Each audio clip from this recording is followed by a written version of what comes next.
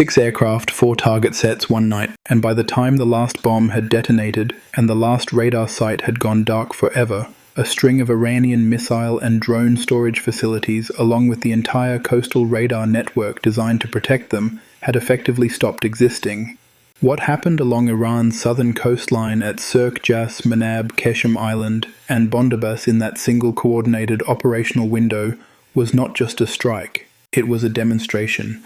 A very specific, very deliberate, very public demonstration that the United States military knows exactly where Iran is hiding its weapons, exactly how its coastal defense network is structured, and retains the operational capability to systematically dismantle all of it at every location simultaneously in a single night whenever it chooses to. The IRGC spent years and billions of dollars building hardened underground coastal facilities along that exact stretch of coastline. Years of digging, years of concealment, years of distributing its arsenal across dozens of dispersed positions, specifically to make it harder to destroy in a single strike. It took 6 aircraft 1 night to demonstrate that the dispersal strategy had not worked as planned, and the chain reaction that single night set in motion is still actively reshaping every dimension of this conflict right now. But let's back all the way up, because to understand why that specific strike against that specific collection of targets along that specific stretch of Iranian coastline matters more than any single night's damage assessment can capture, you need to understand the economic logic that was driving Iranian behavior in the weeks before it happened. Why Iran kept attacking commercial shipping even after signing a ceasefire agreement explicitly designed to stop exactly that. And why the number at the center of that calculation should reframe everything you thought you understood about what this conflict is actually about. Here's exactly where things stood. On June 17th, the United States and Iran signed a Memorandum of Understanding, a fragile framework explicitly intended to end months of brutal confrontation and open a structured negotiating window. Iran stood down. The Strait of Hormuz was supposed to reopen. Within days, that framework was already being tested in the most direct way possible. A Singapore-flagged commercial vessel, the Ever Lovely, was struck by Iranian drones while transiting waters near the southern coast of Oman. A second vessel was hit shortly after by what initial reporting described only as an unidentified projectile. Language that, given everything else happening in the region at that exact moment, was not fooling anyone about its probable origin. The ceasefire was days old. The ink was effectively still wet, and Iran was already hitting commercial shipping. The question that demands an answer is why. Why would Iran attack commercial vessels within days of signing an agreement explicitly prohibiting exactly that action? The answer is not pride, not deterrence signaling, not some inexplicable institutional pathology driving the regime towards self-destructive behavior. The answer is money, specifically approximately $90 billion per year. That is the figure Iran stood to generate if it could successfully establish and maintain effective control over shipping routes through the Strait of Hormuz, charging a toll for passage through the most critical energy choke point on the planet. $90 billion annually is not a rounding error in a national budget. It is close to a national budget line item in its own right, sitting there for the taking if Iran could force the international shipping industry to accept its terms, rather than the American-backed alternative corridor through Omani waters. Understanding that number is not optional context for understanding this conflict. It is the central organizing fact of Iranian strategic behavior throughout the entire post-ceasefire period. The attacks on commercial vessels were not irrational escalations driven by miscalculation. They were economic policy executed through military means. Iran's leadership appears to have made a deliberate institutional calculation that the potential $90 billion annual payoff from establishing de facto toll control over the strait was worth absorbing whatever military response the commercial vessel attacks would generate. The ceasefire framework was never from the Iranian side a genuine commitment to end the coercive shipping strategy. It was a pause purchased with diplomatic language, while the underlying economic ambition remained fully intact. The American response arrived on June 26th. 6 aircraft, Sir, Jaz, Manab, Kesh Island, and Bandar Abbas, 5 points along Iran's southern coast, simultaneously engaged in a single coordinated operational window. CENTCOM confirmed the operation publicly and released footage of the strikes, calling it a powerful and proportional response to the attacks on commercial shipping. The language of powerful and proportional is the diplomatic framing. The targeting logic is the strategic content, and it deserves careful analysis because it tells you exactly what the American military was communicating beyond the physical damage it was inflicting. Iran had not stored its drone and missile arsenal in one location or two locations or even a dozen locations. It had distributed that arsenal across dozens of hardened, often underground coastal facilities, specifically to prevent exactly what happened on June 26th. The theory of dispersed hardened storage is sound on paper. If you spread your most important military assets across enough separate positions, any single strike can only destroy a fraction of what you have. The rest survives to fight another day, and the attacking force has to choose between accepting partial degradation or escalating to a campaign scale that would be diplomatically and politically difficult to sustain. It is the asymmetric storage doctrine applied to a coastal defense context, and it should theoretically work against a less capable or less well-informed adversary. The problem that June 26th revealed is contained in a single, uncomfortable reality for the IRGC. Dispersed and hardened is not the same thing as invisible. Not when the adversary you are dispersing your arsenal against has maintained persistent intelligence, surveillance, and reconnaissance coverage over your entire coastline throughout the duration of the conflict. Not when that adversary's satellite architecture, airborne ISR platforms, and signals intelligence capabilities have been building a continuously updated targeting picture of your storage facilities and their contents for months before any strike package is ever assembled. Knowing precisely where Iran was hiding its equipment and possessing the precision strike capability to reach and destroy it, even when hardened or buried, closed the gap that the dispersal strategy was designed to exploit. The IRGC hit its missiles and drones across dozens of locations along 500 miles of coastline. American intelligence found all of them. American air power hit the most important ones in a single night. The dispersal strategy years in the construction failed on its first genuine test against an adversary with the ISR capability to defeat it. The targeting sequence that made that possible follows doctrine that has been refined across decades of American air campaign experience. But its execution against a defended coastline as geographically compressed and historically contested as Iran's southern shore carried complications worth understanding in detail, because they reveal how completely the exchange favored the American side from the first minute of the operation. Before any strike aircraft approaches a defended position, the suppression of enemy air defense package goes first. This is not a new concept in American military doctrine, but its execution against Iranian coastal defenses has produced results that should inform every analysis of what the underlying technology and training disparity between these two militaries actually looks like when tested in real conditions. The F-16 in its Wild Weasel configuration, carrying the AGM-88 high-speed anti-radiation missile, was almost certainly part of the approach package. The HARM missile homes in on radar emissions. The moment an Iranian radar operator activates his system to track incoming aircraft, that emission becomes the guidance beacon for a missile already in the air. The radar operator faces a choice that has no good option. Activate the system to track and potentially engage the incoming package, and the activation itself is the act that calls down a HARM missile on your own position. Stay dark to avoid the harm, and you have lost the ability to defend the site against whatever arrives next because you cannot shoot at what you cannot see. Either choice favors the attacking force by an enormous margin, and the accumulated result of that binary playing out across dozens of Iranian radar sites across 5 points of coastline simultaneously is what the strike footage shows.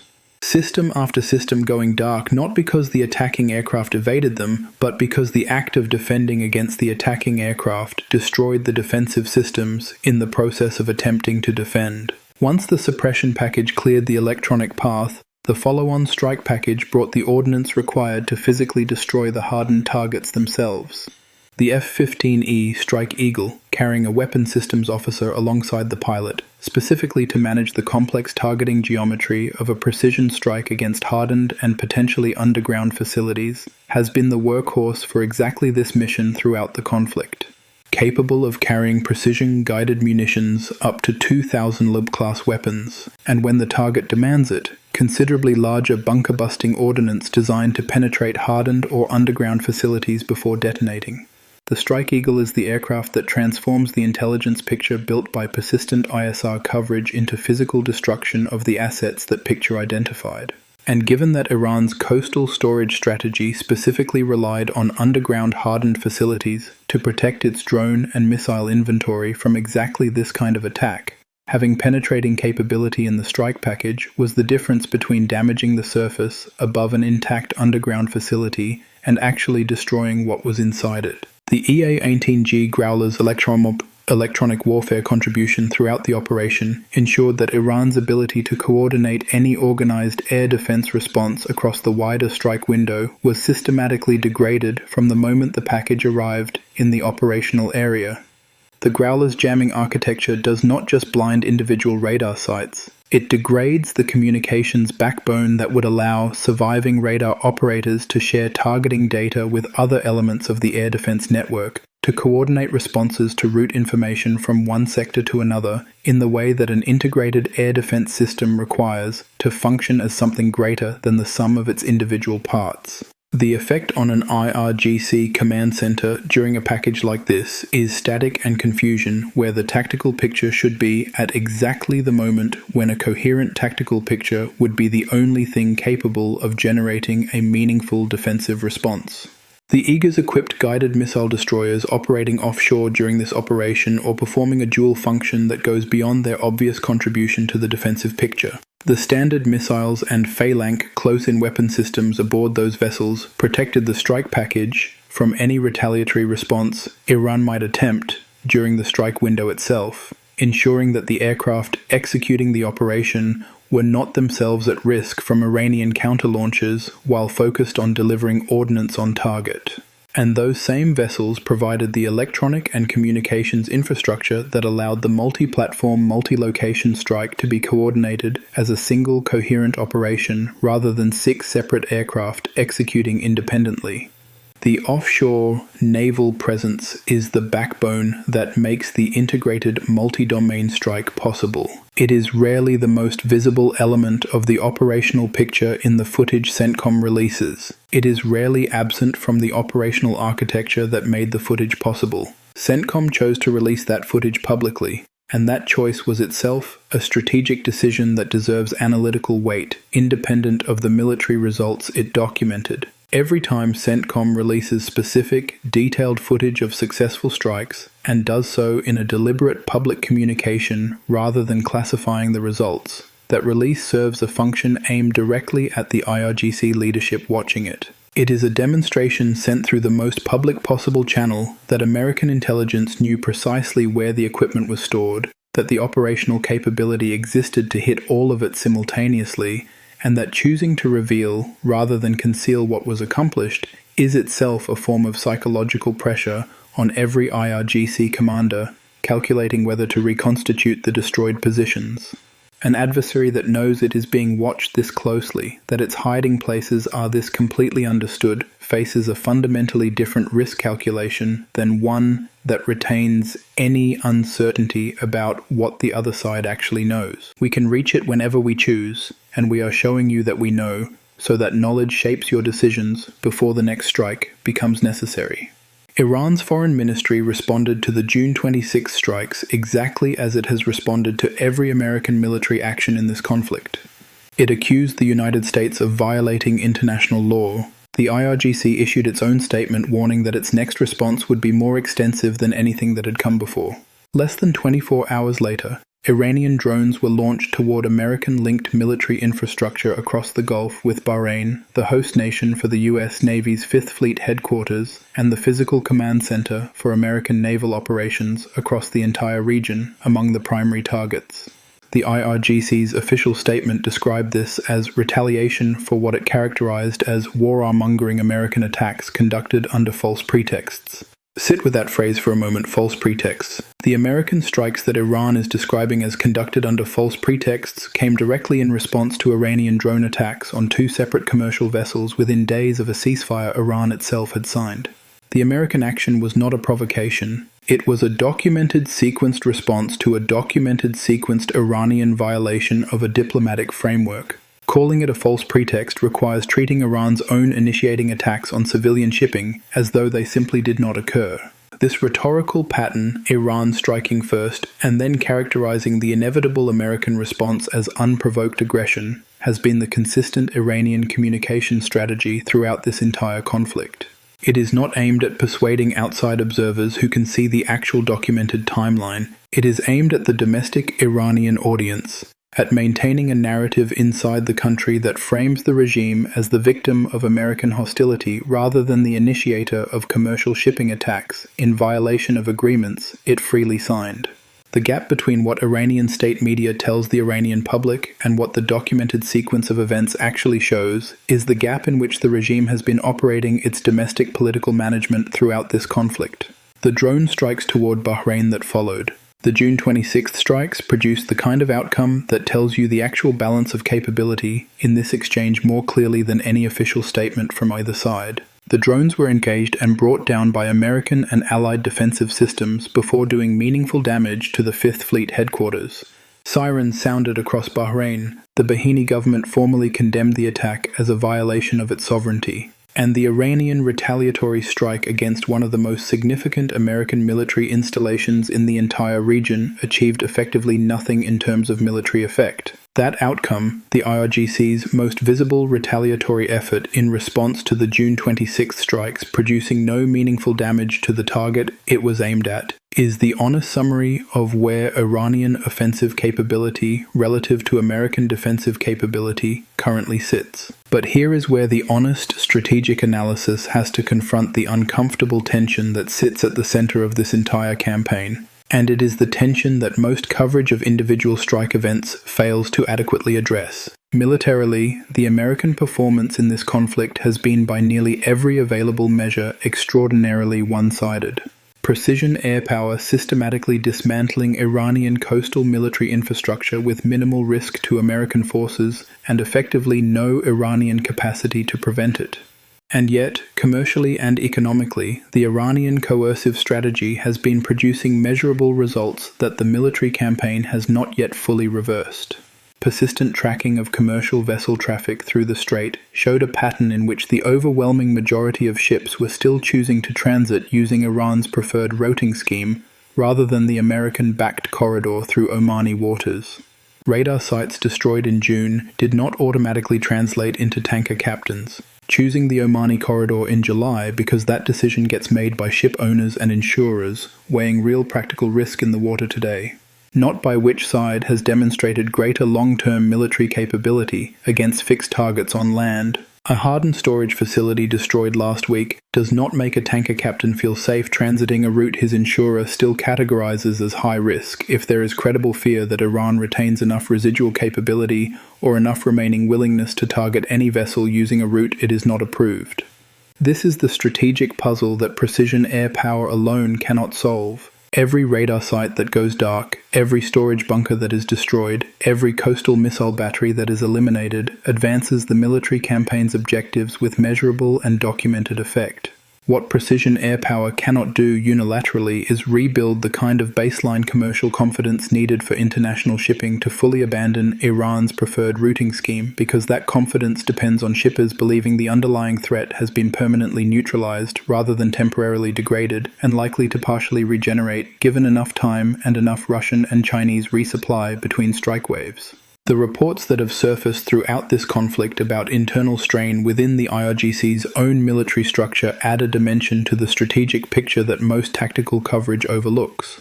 Persistent accounts of manpower strain within the IRGC specifically have emerged, including reports of pilots declining to fly further combat missions after Iranian aircraft were shut down, and reports that the organization has resorted to recalling retired personnel to active service and offering incentives to prisoners willing to cooperate with security operations in order to maintain adequate staffing levels. A military organization operating under that kind of internal strain, watching strike after strike dismantle its coastal infrastructure, while its own leadership works to obscure which senior commanders remain in charge and which have been lost, is not operating from a position of confident institutional strength, regardless of how its official statements characterize each individual exchange. The gap between the IRGC's public declarations of undiminished capability and the internal operational reality of an institution being asked to sustain military operations under 9 consecutive nights of strikes with degraded command infrastructure, depleted inventories,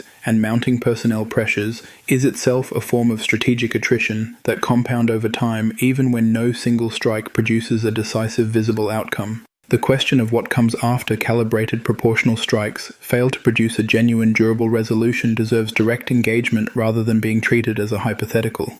The current strategy will never have to confront. The stated American objective throughout this phase centered on reopening the Strait of Hormuz to normal commercial traffic, expanding the safer Omani transit corridor, and using calibrated military pressure to bring Iran back to a genuinely functioning negotiating table.